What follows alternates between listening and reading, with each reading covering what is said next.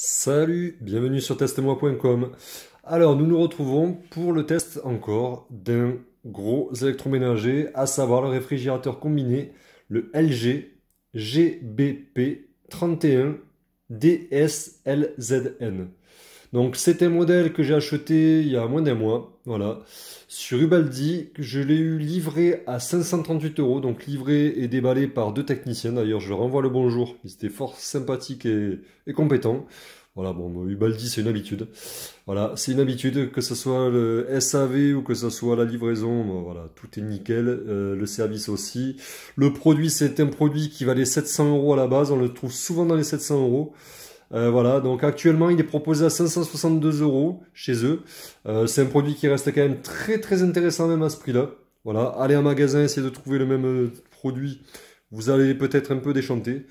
Voilà, donc c'est un produit, donc j'avais l'équivalent, il avait 7-8 ans, il était en blanc, il devait y avoir une soixantaine de litres de différence, donc il était moins profond. La hauteur c'était la même chose. Vraisemblablement, c'était la même chose. Et donc, celui-ci fait 341 litres au total. 234 litres pour le réfrigérateur et 107 litres pour le congélateur. Donc, c'est un modèle No Frost. Voilà. No Frost total, que ce soit le réfrigérateur ou le congélateur. Il est classé, donc, comme je vous disais, en A++, avec une consommation annuelle, ouais, de 254 kW. Donc, ce qui est quand même assez peu. Voilà, moi, à savoir par rapport à mon ancien, ça fait un équivalent d'une baisse de, je crois, 40 ou 50% de consommation. Donc, pour la planète et puis pour mon porte-monnaie, franchement, c'est plutôt sympa. Donc, un produit qui est aussi intéressant, puisque classe climatique SNT. Donc, à savoir, ça va entre 8, je crois, et 40 degrés. C'est-à-dire que si derrière, vous le mettez dans un environnement autre qu'une cuisine, un débarras, pas une cave, peut-être pas, mais encore que, ça dépend comment est configurée la cave, mais plutôt ouais, une dépendance, voilà. Ça peut aller pour, on va dire, pour fonctionner de façon optimale dans ces températures-là. Cet écart-là, c'est, je pense, l'écart le plus important. Voilà, dites-moi dans les commentaires si je me trompe, mais pour en avoir vendu pendant des années, je pense pas trop avoir perdu là-dessus. Donc, c'est un modèle qui possède 16 heures d'autonomie. Voilà. Un pouvoir de congélation de 12 kg par 24 heures. Bon, il y a mieux, mais c'est quand même une bonne moyenne. Voilà. Alors oui, au niveau des décibels, 36 décibels. Est-ce que vous entendez un bruit? Là, il est au taquet. Donc, on va se mettre derrière. Voilà le bruit maximal. Il communique par des espèces de bips qui sont relativement harmonieux. Voilà, je dois plutôt le dire. Beaucoup moins stressant que la dernière génération. Coucou Silvercrest, toi, il y aura le deuxième test dans peu de temps, puisque j'ai pris le temps de le tester. Je voulais pas sauter sur l'occasion pour faire un truc moyen pour dire voilà, j'ai fait un déballe et hop, vite une deuxième vidéo. Voilà, ça c'est dit, ça c'est fait. Vous avez donc sur ce produit-là un truc qui est intéressant aussi, donc des clayettes en verre, voilà, 4 clayettes. En plus de... Bon, c'est quand même relativement facile à nettoyer. Un éclairage LED, un moteur digital inverter, donc très solide. À savoir qu'aussi les LG sont les deuxièmes meilleurs en fiabilité à 1 ou 2% près. Je crois que c'est 91% de fiabilité dans les réfrigérateurs congélateurs chez LG. Les premiers, c'est Liber. Donc ça, c'est pas un test de perlimpinpin. C'est un test qui a été fait en 2020 chez UFC Que Choisir. Donc bon, c'est pas des branquignoles. Le bonjour au passage d'ailleurs. Bravo pour votre travail. Donc c'est un modèle qui est inox et graphite. Pourquoi? Parce que vous commencez à... Bon, j'ai la fenêtre en reflet, c'est un peu embêtant. Mais voilà ce que ça donne. Et là, je vais allumer. Est-ce que vous voyez un peu la différence entre la tranche de la porte et là? Salut Cristiano, si tu me regardes, mets un commentaire. Là, j'aurais le cul bordé de nouilles, mais bon, ça c'est un autre débat. Oui, c'est Cristiano. Donc, je disais que ce modèle-là fait quand même 70 kg. Voilà, 70 kg pour le bestiau, en plus ça rime. 1,86 m pour 59,5 cm de large et surtout 68,2 cm de profondeur. Voilà, il a une alarme porte ouverte. C'est un modèle avec le mode vacation, hein, qui consomme un peu moins. Smart Diagnostic, je vais y revenir en ouvrant la porte. Et le multi-airflow, voilà, qui répartit de façon homogène, voilà, la température dans le réfrigérateur ou le congélateur. Voilà. Alors, hop. Voilà de combien de clayettes internes est composé ce réfrigérateur. Donc 3, donc vous savez compter aussi bien que moi.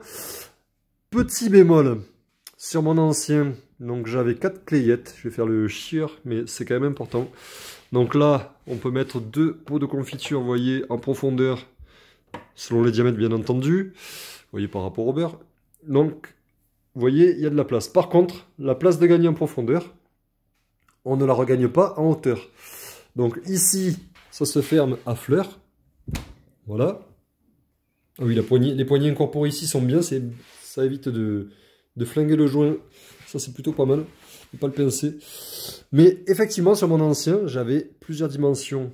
Je pouvais avoir des réglages tout ici.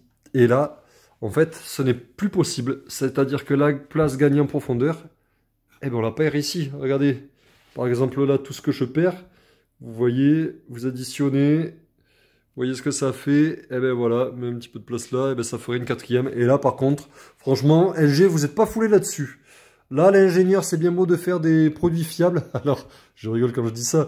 C'est bien beau de faire des produits fiables, les gars, mais il faudrait aussi penser au côté ergonomique. Là, c'est à revoir sur vos autres produits. Surtout un produit de cette gamme-là. Donc, le door cooling pour que toujours, il y ait un rideau et que ça puisse protéger quand vous ouvrez pour charger ou décharger votre réfrigérateur. Le multi-airflow qui se trouve ici, donc vous voyez les trous qui sont là, un petit peu partout, qui va faire justement que votre température reste homogène. Petit digit audio, ça me fait penser pour les fans à Zelda, dans les premiers épisodes sur NES, sur Nintendo NES. Voilà, petit clin d'œil, est-ce que ça vous rappelle quelque chose? Moi, ça me fait un petit peu penser à ça. Voilà, donc LG, bon, les Coréens en général, LG, Samsung, Daewoo ont bon goût, en plus de faire des produits fiables et sympas. Donc ici, comme je vous disais, vous avez donc la répartition qui se fait ici. Au lieu d'avoir, comme dans les statiques ou les brassés, le froid ici, on le réécoute. Le froid, en plus c'est sympa, mon ancien était strident, là c'est vraiment sympa. C'est tout doux, tout mélodieux, donc c'est plutôt sympa. Donc l'air frais était ici, et là c'était plus on montait, plus c'était chaud. Écoutez. Voilà, là il est au taquet, là c'est quand il communique, c'est des petites informations qui disent que, par exemple pour un technicien, ça communique, ça fait du frais, etc., ça se met en route. Là on est au maximum. Écoutez. Alors, bien sûr si oui, comment ça? Écoutez le compresseur. Donc Smart Inverter, voilà, c'est un compresseur hyper fiable de chez LG. Donc ça c'est relativement costaud. Alors oui, donc les 4 clayettes, voilà, que vous trouvez ici. Un bac fruits et légumes avec une porte à ouverture totale, si je l'ouvre bien entendu, pour pouvoir retirer le bac. Voilà. Et fruits et légumes que vous voyez ici. Un petit peu plus embêtant à remettre que celui que j'avais avant. Ça par contre, lorsqu'il est plein, ce serait la chose à améliorer. Donc plusieurs. Là par contre, vous voyez, vous l'avez fait là. Là il y a plusieurs niveaux de réglage ici. Voilà, je les montre. Et là, c'est pas possible. Hé, qu'est pas ça là? Voilà, donc ça c'est pas possible. C'est pas possible. J'ai sur des petits détails comme ça, sur un frigo à 700 € à la base. C'est un peu abusé. Mais bon, c'est un détail. Vous avez donc le Smart Diagnostic qui permet de mettre la communication mère, de faire justement avec le logiciel, l'application mère, la communication entre les deux appareils. Donc ici vous réglez votre température de congélateur. Voilà. Ensuite ici, ah oui, vous avez la super congélation aussi. Donc le réfrigérateur, pareil, vous choisissez la température. Voilà, donc c'est un modèle en plus en A++, qui est assez intéressant. Et ici, vous retrouvez un gros compartiment. Voilà, gros compartiment ici, pour pouvoir mettre des pièces relativement importantes. Là, vous en avez deux qui sont entre guillemets un peu plus modestes, puisque ça fait quand même plus de 100 litres au total, 107 litres. Vous voyez? Donc vous allez avoir quoi? Tiens, un petit peu de fruits, une pizza, des petits légumes, des pâtes. Ah, attention, les pâtes en rouleau. Des petits feuilletés, des steaks, des frites, voilà, vous avez un peu de tout, du poisson, vous savez ce que je mange équilibré, voilà. Encore de la morue, forcément, bacalao. Voilà, et avec toujours un design bien sympa, même les notices sont très très bien fichues, je trouve. Voilà, et pour fermer, vous voyez, là, vous avez un petit blocage, et voilà. Donc c'est un modèle vraiment très très bon, que je recommande. Voilà, là franchement j'ai encore bravo.